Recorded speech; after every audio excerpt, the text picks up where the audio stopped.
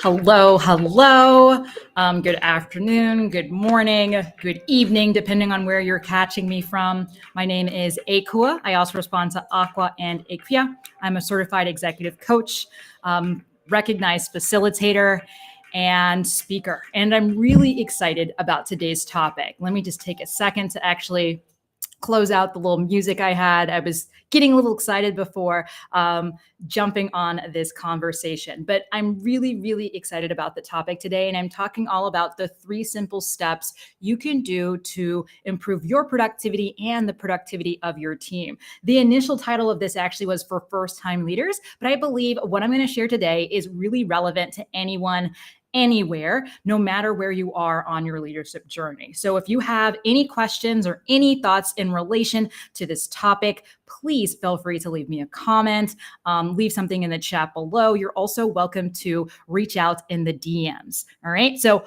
all this week, I have been talking a little bit more about my one-on-one service and how I support leaders with going from being reactive to proactive. And so all this week, I've been going live. So this is the 4th time I've gone live this week. It's been a lot, but I'm really excited about it. And I'm also really excited about the topic I'm going to be covering tomorrow. So tomorrow I'll be talking about, I think it's the top 3 things that are getting in your way of leading and making more money. And today we're talking a little bit more about this from the perspective of how it relates to you building relationships with others. Because at the end of the day, leadership is all about relationships, right? Leadership is all about you being able to bring others along and others really supporting you on achieving whatever dreams you have, building whatever career you're looking to build, or, creating whatever you're looking to create. And you really can't do it on your own. And that's why I think it's so important to keep in mind the 3 steps I'm going to be sharing today. So once again, if you have any comments, any thoughts, any ideas that maybe are different from what I'm going to share today, you can feel free to reach out, feel free to leave a comment, feel free to, join me in the chat. I always love, hearing what other people think, and also taking a second to also challenge some of my own assumptions and some of the things that I think about. But as I, think about productivity, and I think about how productivity really relates to some level, this output, right? Getting something done. I think that there's 3 key things that any leader, no matter how big your team is or how small your team is, needs to keep in mind. And as I say how big, I think it's really important actually to note here that there is a lot of really interesting research around how big a team can be in terms of, having a certain number of direct reports. And as that number increases, it actually makes it really difficult for you to have the type of relationship you need to have in order to make sure things are getting done. So your team should not be too big. I think the sweet numbers between 5 and 7, it's really going to look different for everyone, but just really recognizing that once it gets past 5 or 7 people in terms of having a direct report, it gets a lot more difficult to be able to build that relationship. And you might want to start to think about if there are other people that can support you in making sure that things are being maintained, that things are being communicated, and everyone's really on the same page. All right. So let's get into these 3 simple steps. So the first step is really actually about the leader. And whenever I have a conversation about productivity and trying to keep your people motivated, people are always very surprised that I actually share that it actually starts with the individual that's trying to move everyone along, right? It really starts with the leader, and making sure the leader is at a point where they are very much aware of their own strengths and weaknesses. They are very much aware of what that vision or goal might look like. And they also know how they're communicating and potentially how they're coming across. Cultivating your own self-awareness as a leader is the first step to being able to build a productive and motivated team. And that's simply because it's really through how you show up that other people will either be attracted, right, or repelled by what needs to happen. So really getting clear on how you show up and being able to communicate that to others means that others will be able to reciprocate and let you know what they need in order to be successful. Because ultimately, as a leader, your job is to allow others to be successful, is to create the space, the environment, so others are successful. So that first step, right, when we're thinking about simple steps to be able to improve your team's productivity and to be able to improve your team's motivation, is you cultivating your self-awareness really as a leader, understanding where the gaps are and thinking about who can support you, right, to be able to close those gaps and to also get to the next level, right? So the key questions that you really want to ask yourself with this first step is, who am I? what do I want, right? What are my strengths? What are my weaknesses? And am I making sure that I'm creating a space where I'm bringing on people that can support me or complement me in relation to those strengths and those weaknesses, right? So that first step to improve your team's productivity, if you want to make more money, if you want to get, if you want to actually achieve those big goals, is really making sure that you are aware of what those strengths and weaknesses look like. All right. So what could that actually look like? Because some of you listening to this might be like, yeah, that makes sense. Cultivate self-awareness. I got that. La, la, la. Everyone talks about that. But what does that actually look like in practice? So I just have a few quick examples, and I'm just looking down because I want to make sure that I'm actually sharing this correctly. So a quick example of this would be a leader who is spending a lot of time on non-essential tasks that are not actually getting you closer to your goals, or actually that are tasks that are not necessarily revenue generating, right? So that's something that you could be doing. And by cultivating your self-awareness, you become aware of this and you get better at delegating or outsourcing those tasks, right? And giving them to other people that are a lot better at it, right?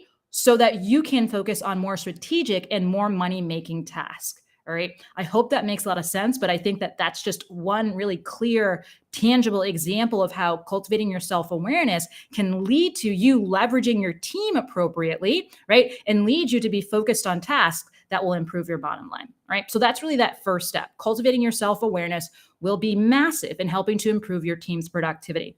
There's a really interesting piece of research out there that says that having a member of your team that is not self-aware or not emotionally intelligent, or those two are very much related, right, will cut down your team's success by a certain percentage. So if a member of your team is not self-aware, imagine what that means if the leader themselves of the team is not self-aware, right? That's going to have an even larger impact because people will not know where they're going. People will not have an understanding of their KPIs or OKRs.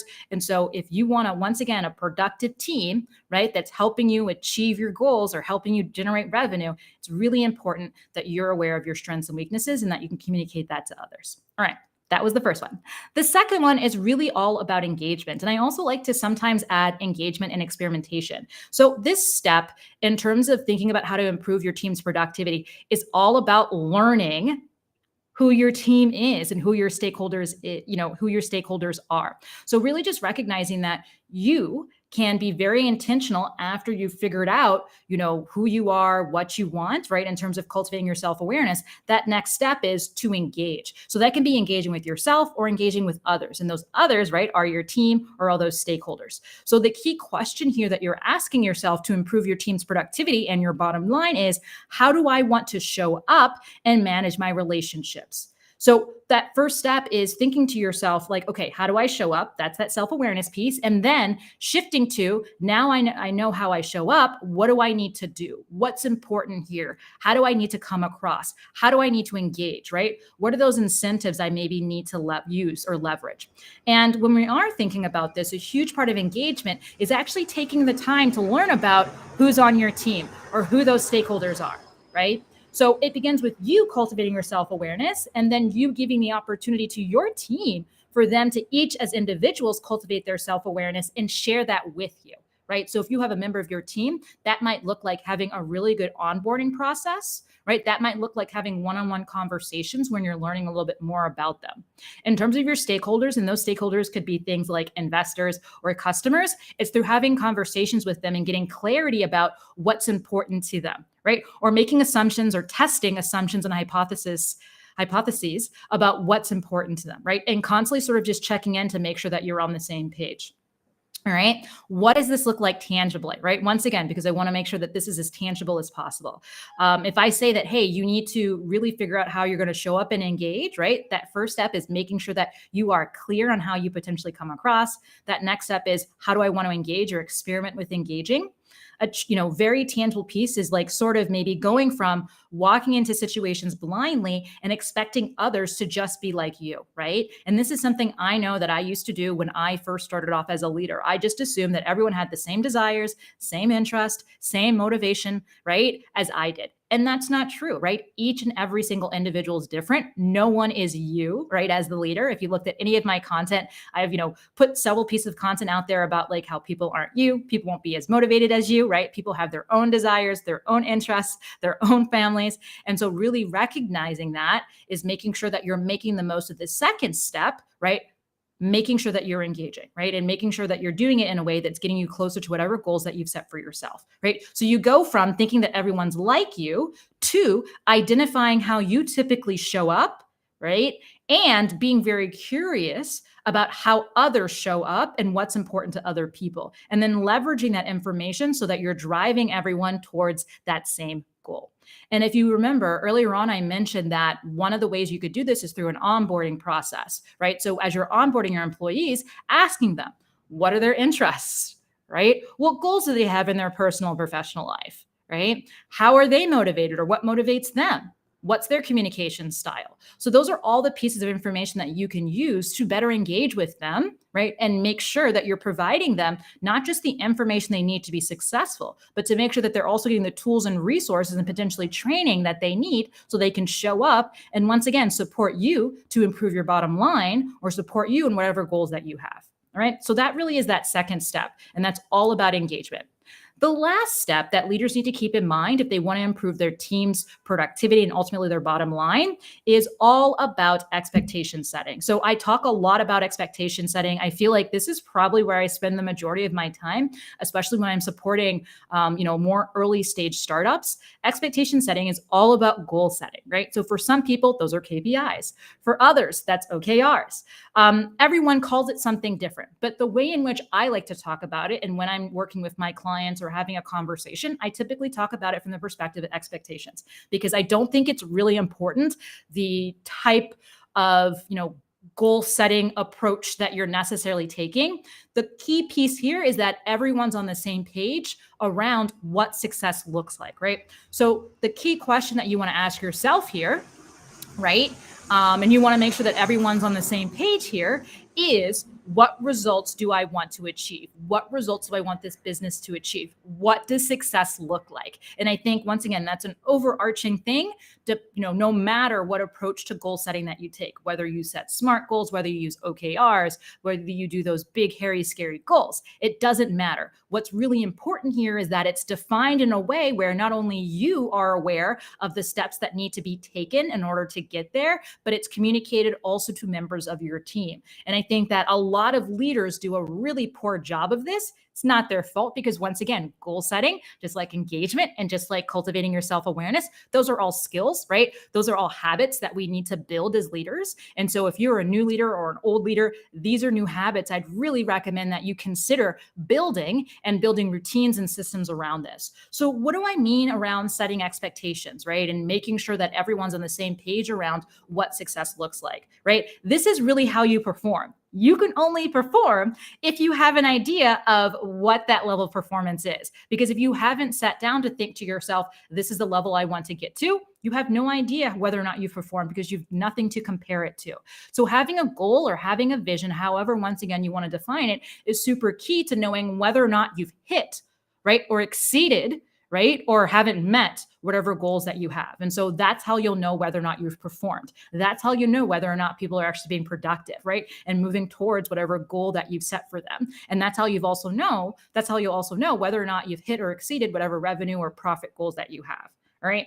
And so when it comes to being able to do this effectively in terms of setting expectations, a huge part of it is being able to delegate appropriately, right? So in terms of, once again, going back to cultivating that awareness piece, this might be something that's very difficult for many of you listening to this, right? And so a huge part of what I do in my work, especially one-on-one, is teaching leaders how to delegate effectively.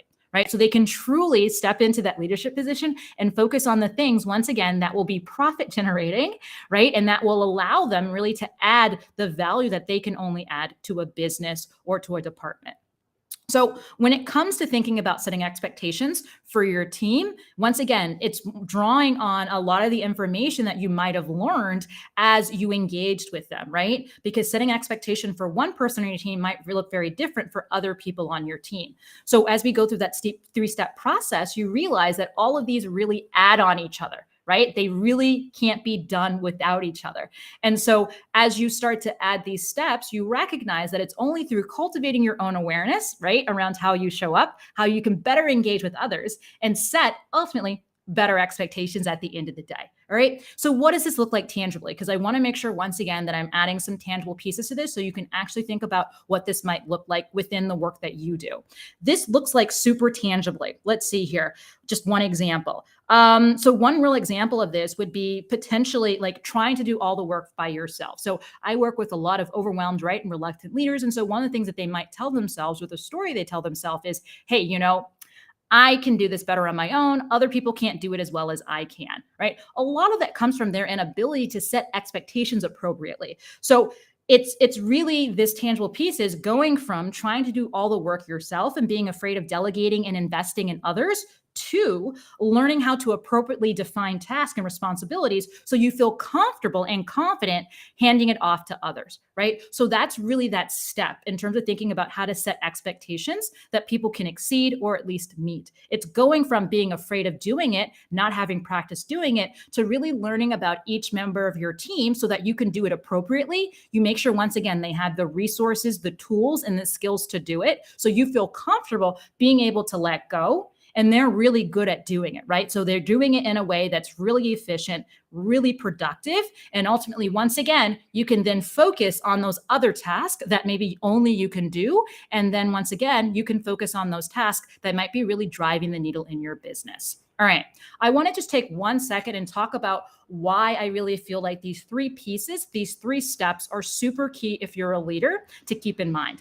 It's super important because if you've cultivated your self-awareness, right, as that first piece, and you've actually started to engage, if you haven't set expectations, right, appropriately, there's going to be no growth, right? There's going to be no direction. And I mentioned this before, right? It's so important that people have an idea of the direction they're going in. And if you want to get an idea of growth that's happening or not happening, you have to ultimately set expectations. So just being, aware and just being willing to engage is not going to, once again, get you to that end point. So that's the first one.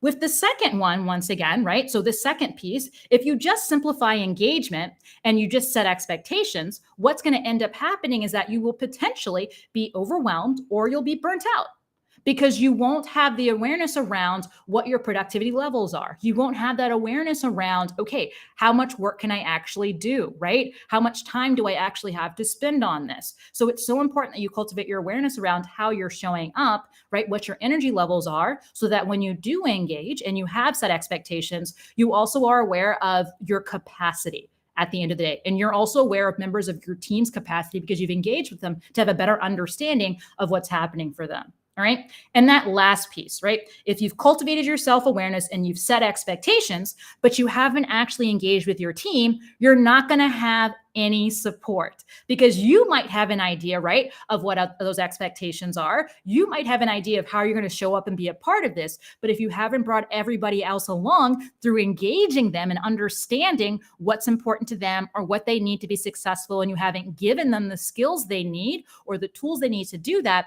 no one's going to be able to support you with going towards whatever goals that you set. All right. So I hope that you've enjoyed this. This is a bit shorter than what I've done all week long, but I really hope that you have a better understanding of, one, the 3-step process that I take leaders through that work with me, whether it's through my workshops or it's through my one-on-one work. And you've also gotten some ideas around where you potentially could spend a bit more time as a leader, whether you're leading yourself or leading others.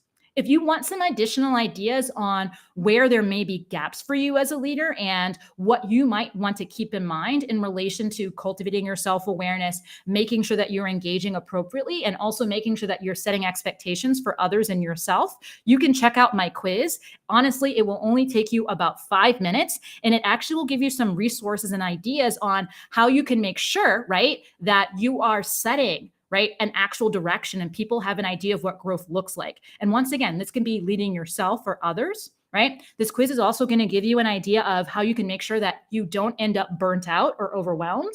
And then last but not least, it's also going to give you some tools and resources that you can keep in mind to make sure that you have the support you need, whether it's in your personal or your professional life, so that you can once again get closer to your goals.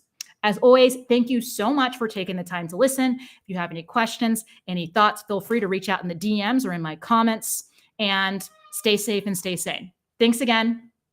Bye.